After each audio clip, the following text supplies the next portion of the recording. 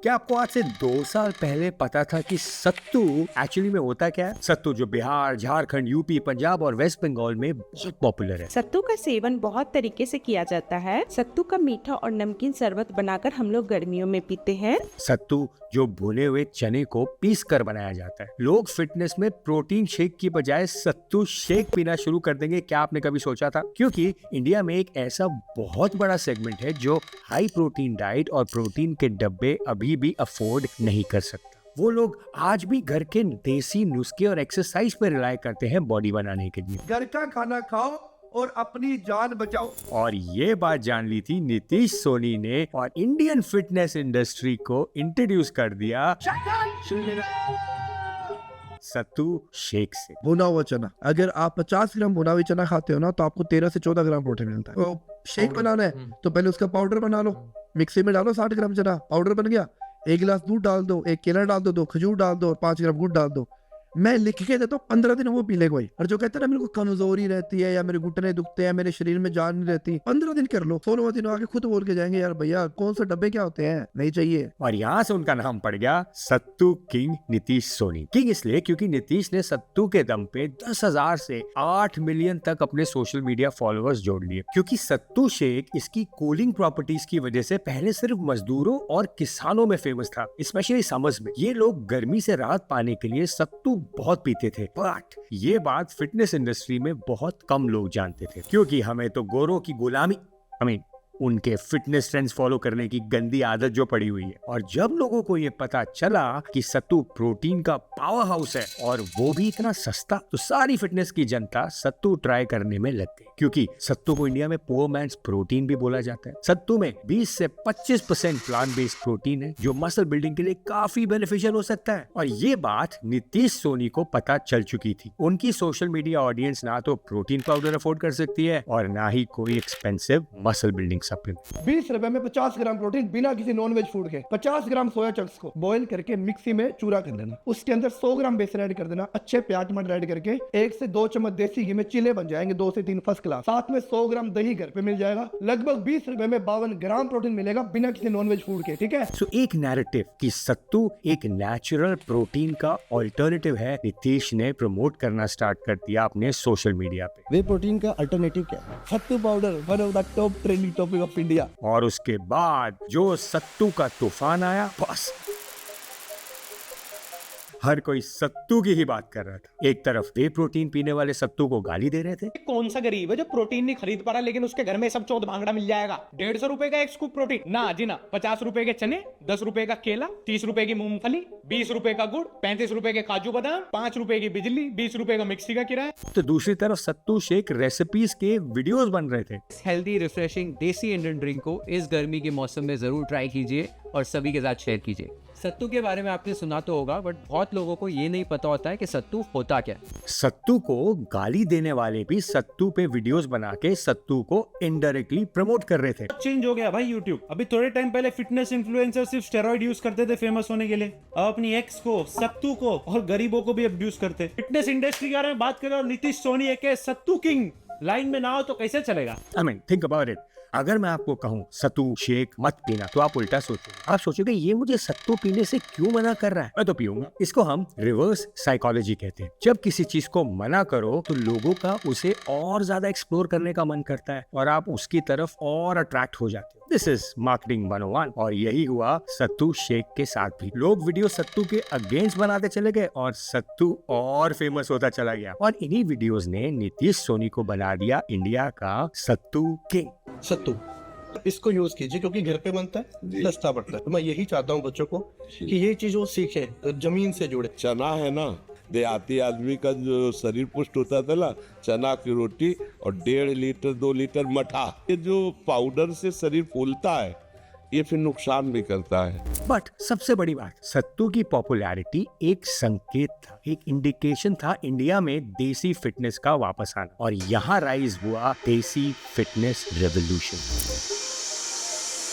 राम राम भाई सारा, मैं देसी फिटनेस रेवोल्यूशन से मेरा मतलब देसी खाना, देसी मसल बिल्डिंग नुस्खे और देसी एक्सरसाइज। राम राम भाई सारा है। आज है मेरा 75 वाट का 54वां दिन। पानी पी के फ्रेश हो, खाए ड्राई फ्रूट और मुस्कुराते हुए निकल के वर्कआउट करने। और मोर आज एक्सप्लोसिव वर्कआउट कर रहा है। 10 मिनट रनिंग करके हमारी 10 स्प्रिंट, थोड़ी सी पीटी करके हमारे रस से, फिर 2 बार खोला खाड़ा, 100 सपाटे मारे, पेट की एक्सरसाइज करके मैंने अपना वर्कआउट कर दिया खत्म। फिर बादाम बना के बादाम पिए, ना तो कमा गला बैठ के खाई रोटी। संडे था तो थोड़ा सा सो लिया था। गाँव में भी आजकल बहुत ज्यादा गेम खेलने लगे बच्चे। देसी फिटनेस जो काफी टाइम से लोग भूल गए थे, वो धीरे धीरे वापस आना अब स्टार्ट हो गया था, क्योंकि इंडिपेंडेंस से पहले ब्रिटिश पीरियड में इंडियन देसी फिटनेस टेक्निक्स को काफी डिस्करेज किया जाता था। हमारी देसी नुस्खों को ब्रिटिश लोग आउटडेटेड और दकियानूसी कहते थे। तुम स्केल के बारे में क्या जानते हो?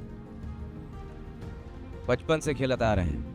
लेकिन हैरानगी की बात देखिए, उन्होंने हमारे इन्हीं सो कॉल्ड दकियानूसी इंडियन क्लब, जिसे मुदगर बोला जाता है, उन्हें अपनी मिलिट्री ट्रेनिंग में यूज किया। इंडिया की देसी फिटनेस की ताकत का अंदाजा ब्रिटिशर्स को भी लग चुका था। पहले के जमाने में फिटनेस का मतलब सिर्फ बॉडी दिखाना नहीं, असली स्ट्रेंथ और इंड्योरेंस बनाना था। पहले की डाइट में सत्तू और दही, घी और मक्खन, बाजरा और जवार, दूध और बादाम मेन होता था। और पुराने लोगों के वर्कआउट्स भी बहुत यूनिक थे, जैसे कि डेली 500 से 1000 दंड बैठक मारना, जिसे इंडियन पुशअप्स और स्क्वाट्स बोला जाता है। डंबल की जगह गदा और मुदगर यूज होते थे अपने शोल्डर्स और ग्रिप को स्टील जैसा बनाने के लिए। कुश्ती और पहलवानगी पे फोकस ज्यादा होता था, क्योंकि अखाड़ा में रॉ स्ट्रेंथ बिल्ड होती थी। और फुल बॉडी कंट्रोल और इंड्योरेंस के लिए रोप क्लाइंबिंग और हनुमान पुशअप्स थे। और सबसे इम्पोर्टेंट चीज, सब कुछ नेचुरल था। कोई स्टेरॉइड्स नहीं, कोई आर्टिफिशियल सप्लीमेंट्स नहीं, बस मिट्टी, पसीना और देसी खाना। अब देसी स्ट्रेंथ की बात हो रही है और दारा सिंह का नाम ना आए, ये तो हो ही नहीं सकता। घबराइए नहीं महाराज,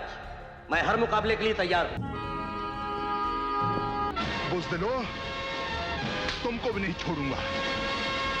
क्या आप जानते हैं, दारा सिंह एक ऐसे पहलवान थे जो अखाड़े में ट्रेन होके भी दुनिया के टफेस्ट रेसलर को हरा चुके। 1968 में उन्होंने रुस्तम हिंद का टाइटल जीता। उन्होंने दुनिया के टफेस्ट रेसलर किंग कॉन्ग को भी हराया, जो उनसे डबल साइज का था। हॉलीवुड तक उनका नाम फेमस हो गया, क्योंकि उनकी स्ट्रेंथ एकदम लेजेंडरी थी। और गेस करो, उनकी स्ट्रेंथ का सीक्रेट क्या था? उनकी असली ताकत थी मिट्टी का अखाड़ा, देसी दंड बैठक और देसी डाइट। बट दारा सिंह का क्रेज तो था, लेकिन इंडिया में वेस्टर्न जिम कल्चर 70s और 80s में पॉपुलर हो रहा था और लोग देसी टेक्निक्स को भूलने लग रहे थे। ये वो एरा था जहां लोगों ने स्ट्रेंथ को बॉडी बिल्डिंग के साथ जोड़ना स्टार्ट कर दिया था। और एक नाम जिसने इस ट्रेंड को और फेमस कर दिया, वो थे Arnold Schwarzenegger. I don't have any weak points. And all I have to do now is get my posing routine down more perfect, which is almost impossible to do, you know. That's perfect already. लेकिन 2020 lockdown के बाद से ये सब कुछ बदला। आज रात 12 बजे से संपूर्ण देश में संपूर्ण लॉकडाउन होने जा रहा है, क्योंकि अब जिम बंद हो गए थे और लोगों को फिट रहने के लिए नो इक्विपमेंट देसी वर्कआउट का सहारा लेना पड़ा। और यहाँ पे फिर फेमस होने लगी हमारी देसी फिटनेस रेवोल्यूशन, क्योंकि लोग अब अपने रूट से कनेक्ट करना चाहते थे। सिर्फ बॉडी नहीं, मेंटल स्ट्रेंथ को भी इंपॉर्टेंस देने लगे थे, क्योंकि घर बैठे बैठे दिमाग जो खराब हो रहा था। देसी नो इक्विपमेंट होने के बावजूद भी ये देसी वर्कआउट बहुत इफेक्टिव साबित हुए थे। देसी फिटनेस का इम्पैक्ट इतना डीप होता चला गया कि क्रिकेट लेजेंड MS धोनी ने 2023 में बेंगलुरु बेस्ड फिटनेस स्टार्टअप तगड़ा रहो में इन्वेस्ट कर दिया। तगड़ा रहो की अगर हम बात करें और मुग्दर की बात करें, तो it's a equipment that has been used by the wrestlers for a very long time. And the good thing is now with you guys, आपने जो किया कि you've absorbed it and you've come up with your own exercises. And once I started doing it, what I realized was it is very different to gym. अब तगड़ा रहो एक ऐसी company है जो देसी फिटनेस को मॉडर्न अवतार में रीइंट्रोड्यूस कर रही है। तगड़ा रहो कंपनी का मिशन है ओजी पुराने इंडियन वर्कआउट को वापस लाना, यूजिंग गदा, मुद्गज, वज्र और समतोला जैसे एंशिएंट इंडियन फिटनेस टूल्स को। और अब देसी फिटनेस को प्रमोट करने के लिए government initiatives like fit India movement भी ओवरऑल फिटनेस अवेयरनेस बढ़ा रहे हैं। अब ट्रेडिशनल अखाड़ास भी पॉपुलैरिटी गेन कर रहे हैं एज ऑथेंटिक ट्रेनिंग सेंटर्स। ये सिर्फ एक पासिंग ट्रेंड नहीं है, ये अब एक कंप्लीट रेवोल्यूशन है। और अब देसी फिटनेस मूवमेंट पूरी इंडियन फिटनेस इंडस्ट्री को इम्पैक्ट कर रही है। इंडिया की फिटनेस इंडस्ट्री में काफी चेंजेस आ रहे हैं, जैसे कि मॉडर्न जिम्स में भी अब गदा, मुद्गर जैसे इक्विपमेंट ऑफर करने लगे हैं जिम्स। वेस्टर्न और देसी टेक्निक को कंबाइन करने वाले वर्कआउट प्रोग्राम्स भी पॉपुलर हो रहे हैं। ट्रेनर्स देसी मेथड में भी अब स्पेशलाइज कर रहे हैं। डेडिकेटेड देसी फिटनेस सेंटर्स ओपन हो रहे हैं। ट्रेडिशनल डाइट प्लान्स अब प्रोटीन शेक्स को रिप्लेस कर रहे हैं। देसी फिटनेस को प्रमोट करने वाले काफी यूट्यूबर्स और इन्फ्लुएंसर्स अब आते जा रहे हैं। और ये ट्रेंड सिर्फ इंडिया तक लिमिटेड नहीं, ग्लोबल फिटनेस कम्युनिटी भी इंडियन टेक्निक्स की डिमांड बढ़ रही है। योगा के बाद गदा ट्रेनिंग और इंडियन क्लब जो मुद्गर जैसे इक्विपमेंट्स हैं नेक्स्ट बिग एक्सपोर्ट हो रहे हैं। ये बात तो पक्की, देसी फिटनेस का फ्यूचर बहुत ब्राइट है, क्योंकि ये कल्चरली रेलेवेंट है हमारे लिए, साइंटिफिकली इफेक्टिव है, इकोनॉमिकली एक्सेसिबल है और इजीली टेक्नोलॉजी के साथ इंटीग्रेट हो सकता है जैसे एप्स और वेरिएबल्स। बट याद रखिए, देसी फिटनेस रेवोल्यूशन एक एंशिएंट विजडम और मॉडर्न साइंस का परफेक्ट ब्लेंड है। ये हमारी रूट्स को ऑनर करते हुए हमें हेल्दियर फ्यूचर की तरफ लेके जा रहा है। सो इसे एम्ब्रेस करो, क्योंकि ये हमें बना रहा है फिट और हेल्दी।